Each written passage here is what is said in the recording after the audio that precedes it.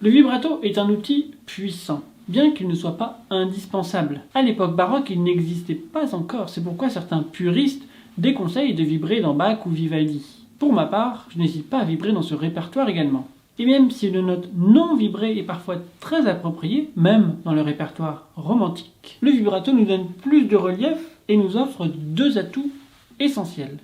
Premièrement, il permet d'augmenter la portée de notre sonorité. Une même note, vibrée ou non, portera plus ou moins loin. D'un coup, on augmente la portée du son.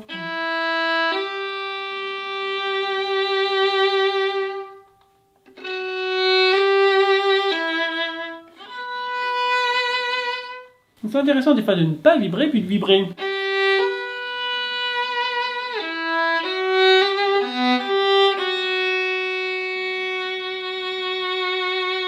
Ça permet de gonfler le son. Après, il ne faut pas un vibrato vulgaire, on en reparlera, mais en gérant bien les paramètres, selon le répertoire que l'on joue, si on joue du Brahms, on ne va pas vibrer de la même façon que si on joue du Mozart. C'est là aussi qu'on va devoir adapter au répertoire, et à la situation et à l'acoustique. Si on joue dans une grande salle, ici, c'est pas vraiment flagrant la différence parce que c'est une petite salle, mais si on joue dans une grande salle, c'est encore plus flagrant la portée que ça offre à notre sonorité.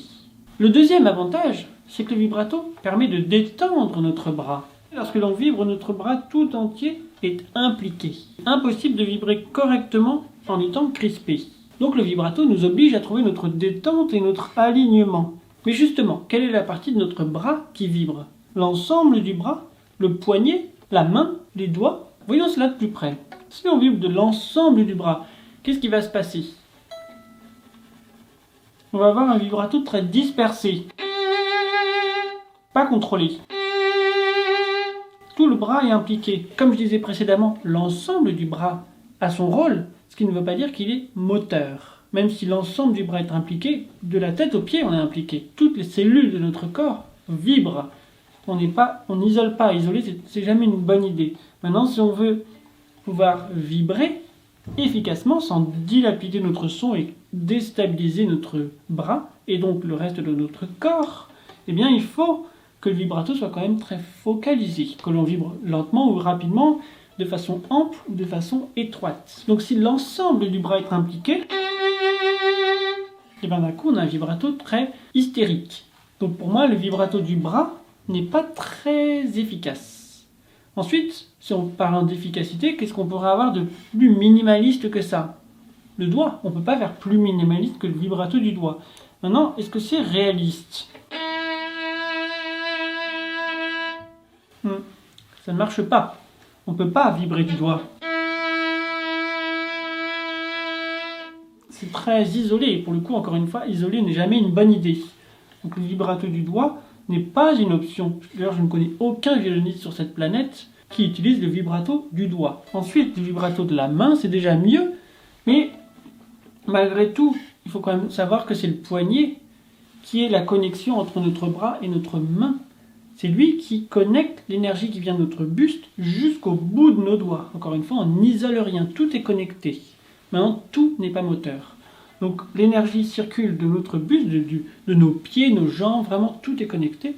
Tout est ouvert, on voit des canaux ouverts et non pas des canaux bouchés. Et ensuite, que l'on vibre ou que l'on ne vibre pas, c'est toujours les mêmes idées. Et ensuite, une fois que ça arrive jusqu'au bout de nos doigts, c'est là que ça communique l'ondulation du son. Mais qu'est-ce qui est moteur? Si c'est la main, on va avoir tendance, je pense, à avoir le poignet qui se rigidifie. Parce que le poignet n'est pas actif. Et de la main, finalement, le poignet n'a plus de rôle. Donc c'est facile, même si ce n'est pas obligatoire, de le figer et de faire un canal bouché. Donc si on veut le garder ouvert, pour moi, le plus efficace pour le vibrato et pour l'ouverture de tous les canaux, c'est d'avoir le poignet qui est moteur. Et non pas la main. Oui, ça vient du poignet.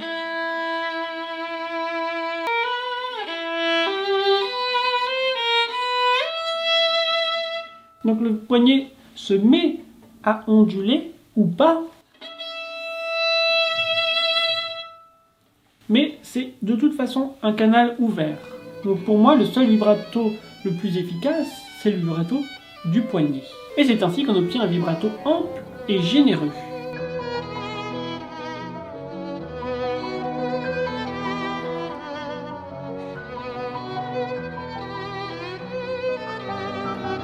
On laisse l'énergie circuler librement et le plus important c'est vraiment de garder ce canal ouvert, le poignet. Alors vous dites peut-être oui mais comprendre que cela vient du poignet ne va pas suffire à maîtriser ce geste compliqué.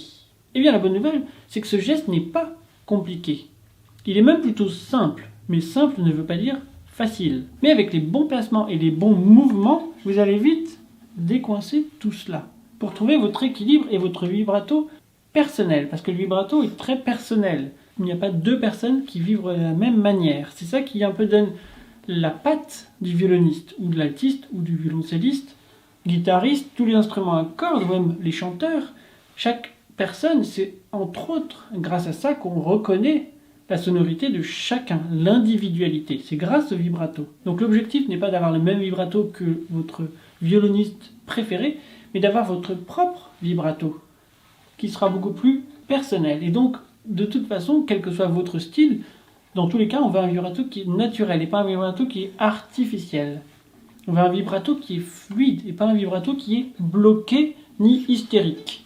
Donc c'est dans tous les cas, on veut ça. Et une fois que vous avez trouvé votre véritable nature, c'est là que le vibrato vous ressemblera. C'est ça qui est fascinant avec le vibrato, c'est que chacun l'emploie différemment. Et j'ai beau enseigner les mêmes principes, les mêmes idées, les mêmes théories à tous, finalement chacun l'utilise différemment quand ils m'envoient leurs vidéos. Chacun l'applique à sa manière. Je ne voudrais pas que tout le monde ait le même vibrato. Mais juste en trouvant l'équilibre, la détente, l'alignement, chacun justement réussit à se révéler et à utiliser cet outil très puissant pour rajouter de l'identité à leur sonorité.